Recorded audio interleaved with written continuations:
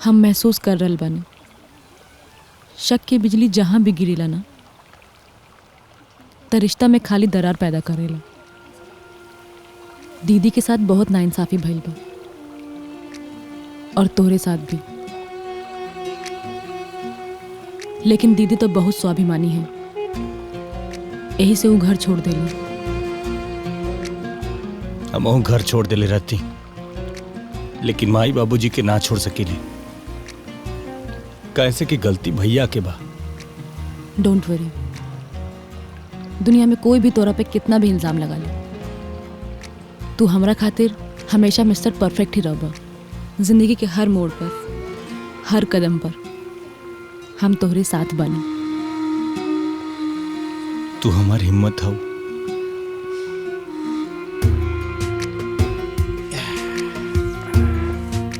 देखा ताड़ा भाई, हाँ। जब से दामिनी आयल बिया चाय बहुत तब से आश्रम के माहौले बदल गए बा। देखा तनी सब काम आके संभाल। हाँ सही कहना। आश्रम तो पहले से खूब सही है। का बेटा? ए लखिया, अरे देख दामिनी बिटिया के का भइल? बिटिया अरे जल्दी आओ। बेटा का भई? चल आराम से, धीरे धीरे चल चल।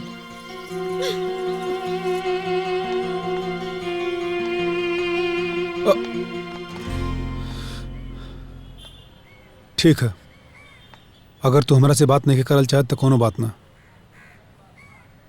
वैसे तोहार गुस्सा भी जायज बा, लेकिन कुंवर, मम्मी पापा का ख्याल रखल हम दोनों जनी के फर्ज बा। हमके आपन फर्ज याद बा, वही के निभावे खातिर एजा बानी, न त कब के चल गई रहती। अगर तू यहाँ से चल जाइबा तो कितना तकलीफ हुई ये तोहरा के नहीं के पता, लेकिन यहाँ पे रह के जौन तुम मम्मी पापा के दुख देते हुआ ना, ये दोनों को स्वास्थ्य खातिर अच्छा ना बा। अगर यकीन ना बा तो चल के देख ला। आवा।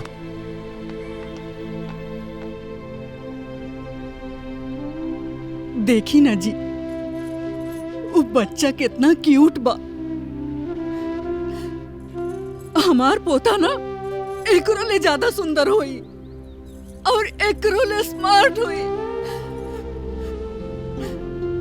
हमरा तो पोती चाहिए, और वो हो ई बिटिया से भी ज्यादा सुंदर।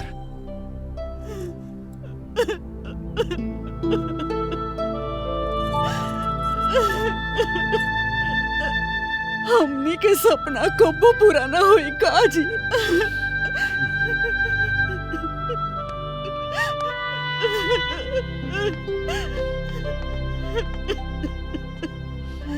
तू खुदे देख ला, बच्चा खातिर मम्मी पापा कितना परेशान हुआ। हमरा से तो ये हालत नहीं के देखल जात। यही नाते बता दा कि दामिनी कहाँ। हमरा नहीं खे पता। कुंवर, हम मानते कि हमसे बड़ा गलती भइल है, लेकिन ये गलती का इतना बड़ा सजा मत दा हमरा के। भाई बता दा कि दामिनी कहाँ है, प्लीज। बेटा बता दा, बहू कहाँ बाड़ी? बाबूजी हमरा नहीं खे पता।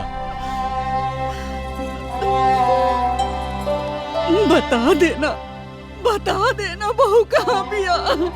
देख अभी लेते छिपवले वो खपा गइल, लेकिन अब अपना पोता ला मन बहुत पावला होता। और अभी लेते हमार पोता पैदा भी हो गइल हो कि ओकरा देखेला हमार आँख तरसता और ओकरा गोद में खेलावेला। हमार दिल बहुत व्याकुल होता। हमके बता देना बेटा, बता देना बेटा। अरे तू हमार बात समझत काहे नहीं की? हमरा नहीं के पता। कुंवर, कुंवर।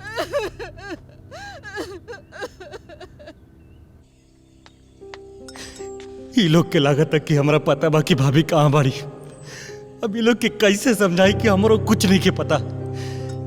कहाँ हुई ये भाभी, कुछ नहीं के समझ में आवत।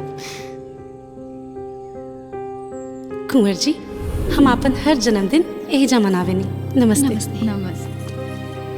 और बोला काका राउट ब्लड प्रेशर की प्रॉब्लम कैसन बा? हाँ बेटी सब ठीक बा। बढ़िया। पता बा दुनिया में अगर कहीं जन्नत बा ना तो वो हमरा खातिर रही जाबा। खुश रहा। हमरा के यहाँ के बहुत ज्यादा सुकून मिलेला।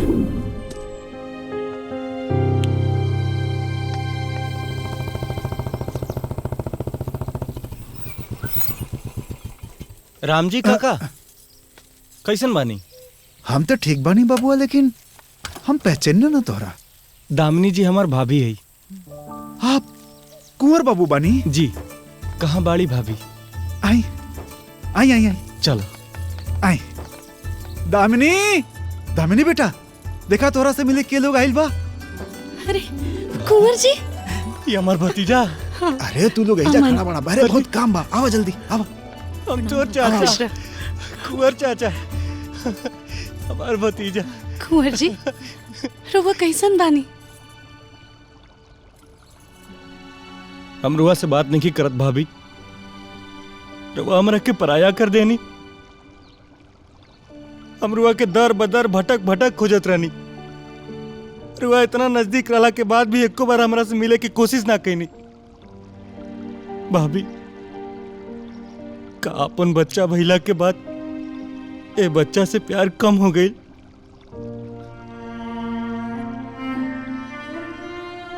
प्यार कम ना भइल कुंवर जी, बस समय और समाज वो प्यार पर प्रश्न चिन्ह लगा दिलस।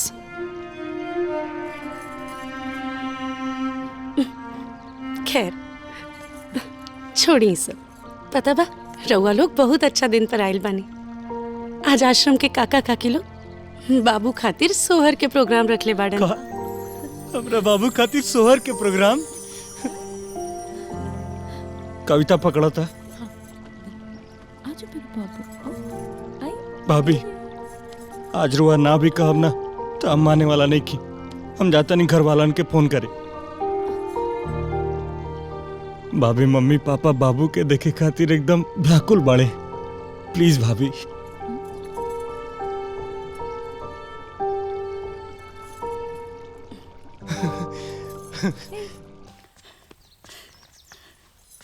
ए बहू, ई बच्चा ना हमनी के जिए के सहारा बा। आ तू हमनी के जिंदगी बाड़ू। चला ना घर, चला चला ना बहू। अभी है हमार घर है और यहाँ के लोग हमार परिवार। देखी ना जी।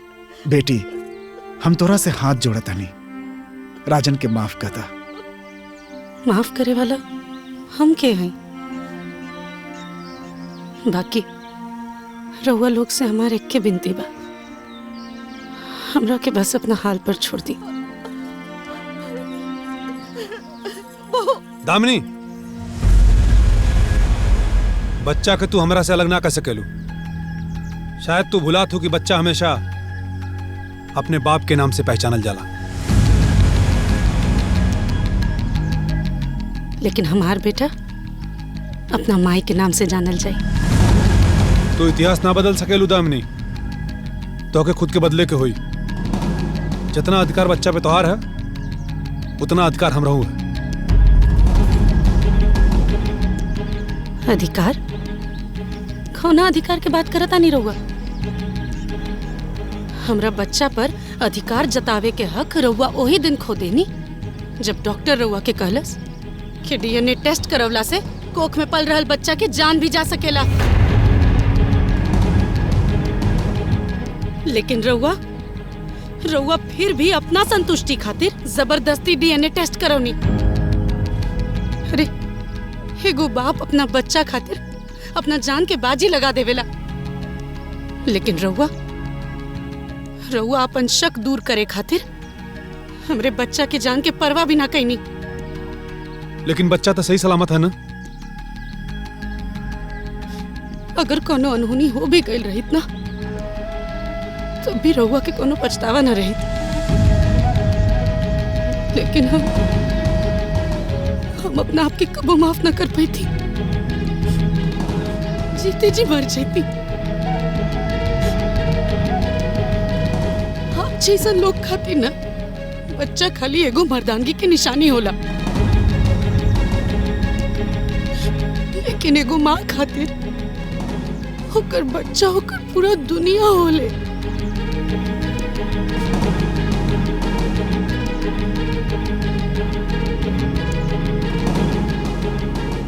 वो लोग जब चाहे तब आके बाबू से मिल सके नहीं। ये अधिकार हम रउआ लोग से कबो न छीना। दामिनी, दामिनी, तू समझा? भैया तू खुद से अपन सब रास्ता बंद कर ले बड़ा। अबे मन हम का बोली?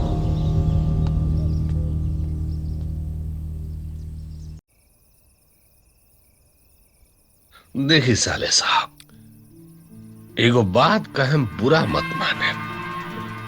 जतरा कुकुर का घी हजम ना होखेला नु, वही तरह दामनी के राउ सराफत हजम नहीं खे होत।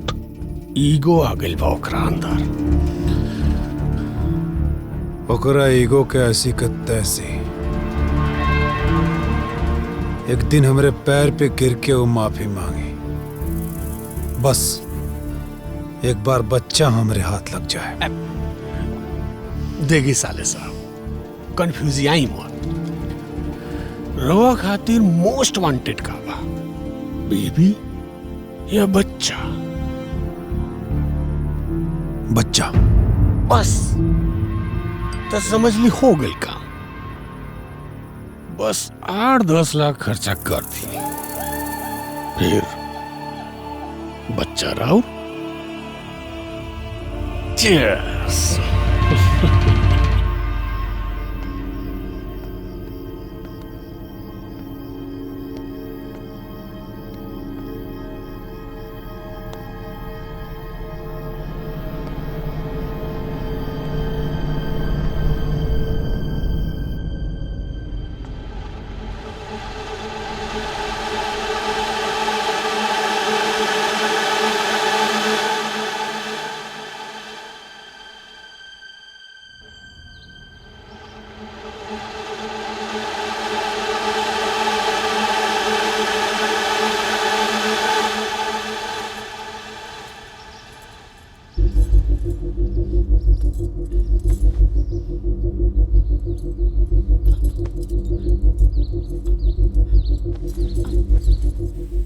काका, हाँ बिटिया। काका, हाँ, अमन का बाबू बन कहने गई बा। बेटा? का भेल अरे अमन तोहरे ही पास होगी। बाबू कमरा में नहीं के, और वहाँ पीछे के खिड़की भी खुलल बा। हाँ हाँ हाँ, अमन बाबू खिड़की खुलल बा। जरूर केहू उठा के ले गइल बा हमनी के बबुआ के।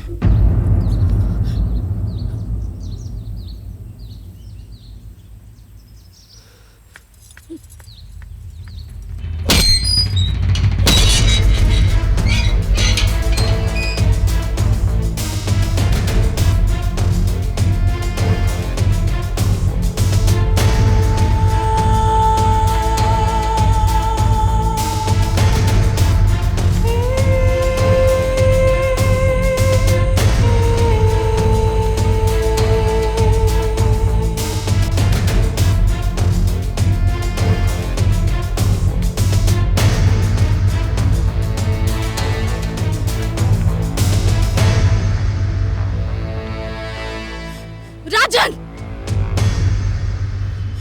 राजन!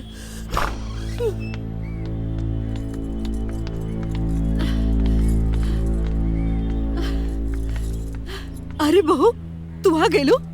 हमरा पता रहल तू जरूर अबू। हमार पोता कहाँ बा? मम्मी प्लीज, हमके रउआ से ऐसा उम्मीद ना रहे। रउआ खुद एगो माई होके हमरा साथ ऐसा कैसे कर सकतानी? हमरा के झुकावे खातिर रउआ लोग इतना नीचे गिर जाइब, ये हमके पता न रहे। हमके बस शराफत से हमार बच्चा वापस दे दी प्लीज।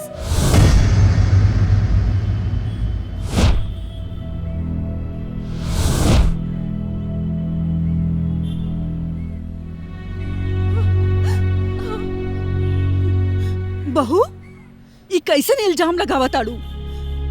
आखिर तोहार बच्चा हमरो पोता लागेला, हम ऐसन करब? हाँ हाँ दामिनी, अगर तोहरा का विश्वास नहीं के तो घर में आके तलाशी लेला। हाँ मतलब आवा।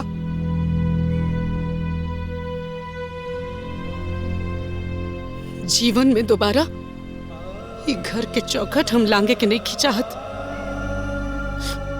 और हमरा के आज भी सबूत से ज्यादा इंसान के जबान पर भरोसा बा। और रह गई बात हमरा मन के, तो दुनिया के कोना भी कोना में होके हमार ममता अपना बेटा के खोज ही ली। बहू,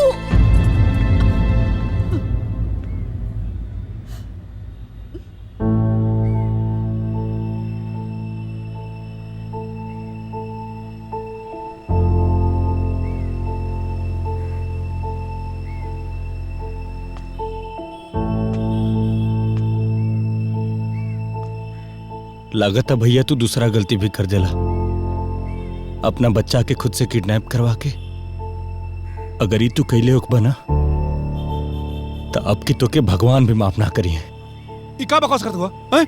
मतलब हम क्या अपने बच्चा किडनैप करे? मतलब कुछ भी।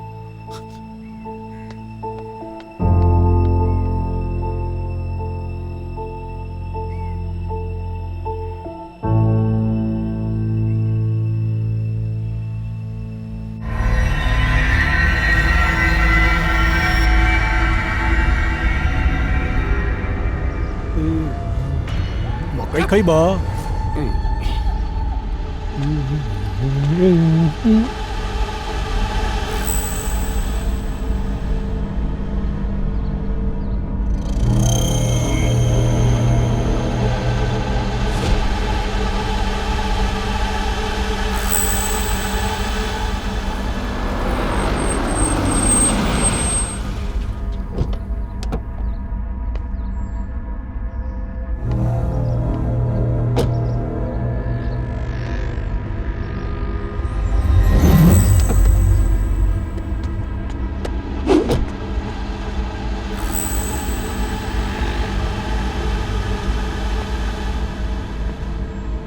$10 लाख मुंह पे मारा, बाबू को लेके चला। एक राजन बाबू, ये तो ऊंट के मुंह में जीरा। ये का बकवास है जीजा? बात तो 10 लाख का भइल है। बात तो तहर बिल्कुल सही बा साले साहब, लेकिन वो का बा कि अब प्रोग्राम में तनी चेंज आ गई। तू अपन जिगर के टुकड़ा के भाव बड़ा कम लगौला। अब देखा, घबरा मत, ज्यादा ना, हमनी के खाली अब 10 करोड़ चाहिए। बेईमान तो तू रहला, ई हमरा के बहुत पहले पता रहा, लेकिन हमरे साथ बेईमानी करबा ई हमरा के नहीं के पता रहा।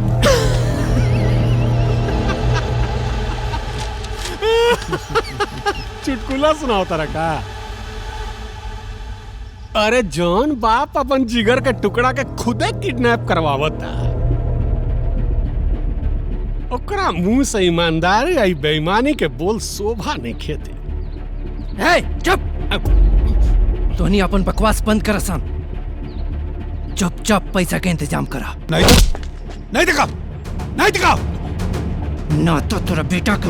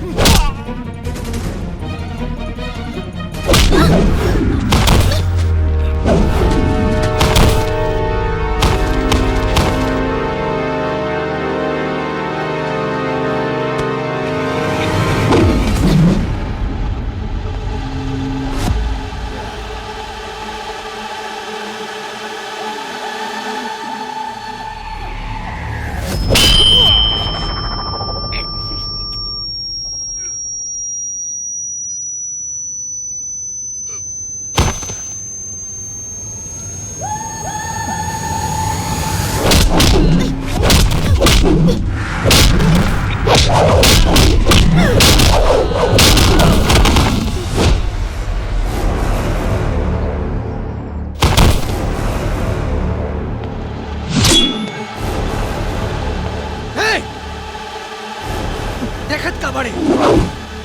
रस्सी काटे।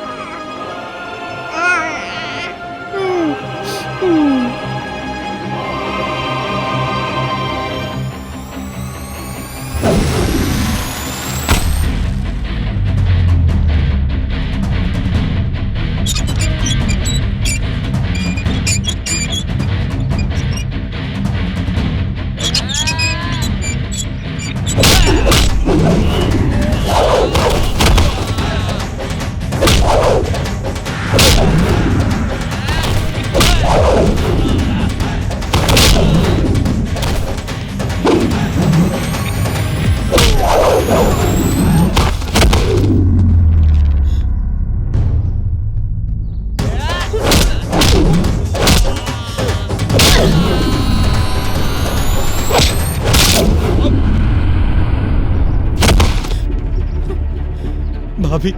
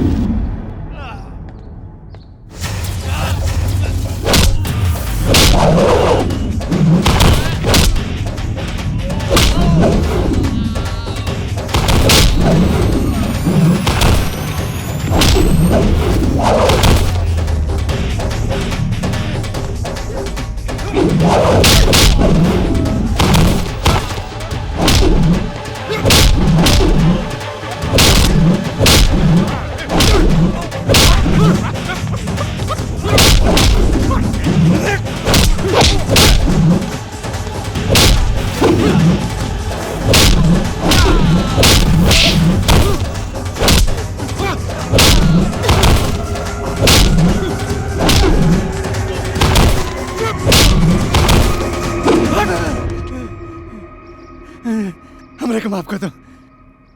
एमे हमर कोनो गलती नहीं के। हम तो खाली बस पैसा खाते।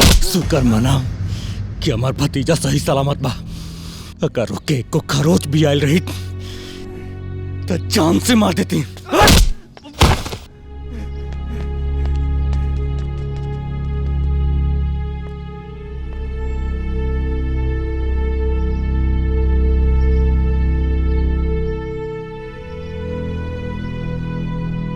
पुत्र मुंह में आके हमरा से बहुत बड़ा गुनाह हो गई और ये गुनाह माफी के लायक नहीं के।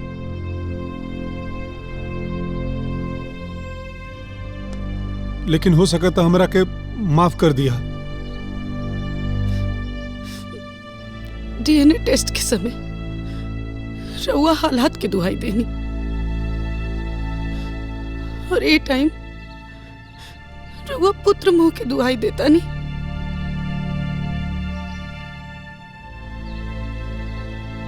एक कैसन पुत्र मोह जोन बार बार अपना बच्चा के मौत के मुंह में डाल देवेला। अगर कुंवर जी आज टाइम पे ना आते तो राहुल बच्चा और रउआ खुद जिंदा ना रहती। जी भाभी प्लीज कुंवर जी, रउआ कुछ मत कही, काहे कि रउआ के हम मना ना कर पाए। ये परिस्थिति में जितना निर्दोष हम बानी उतना ही निर्दोष आप भी बानी।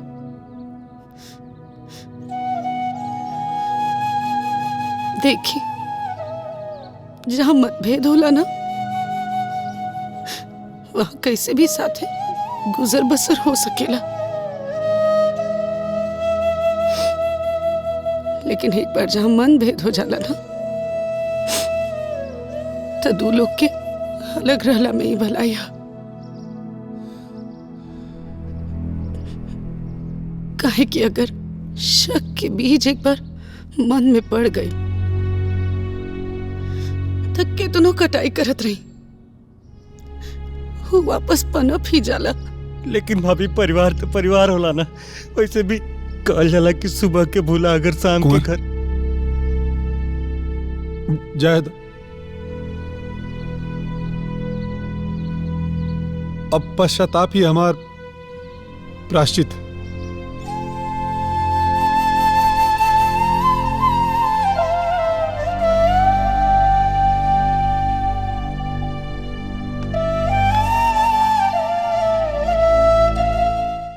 आपन पसंदीदा फिल्म देखे खातिर डाउनलोड करी दंगल प्ले ऐप।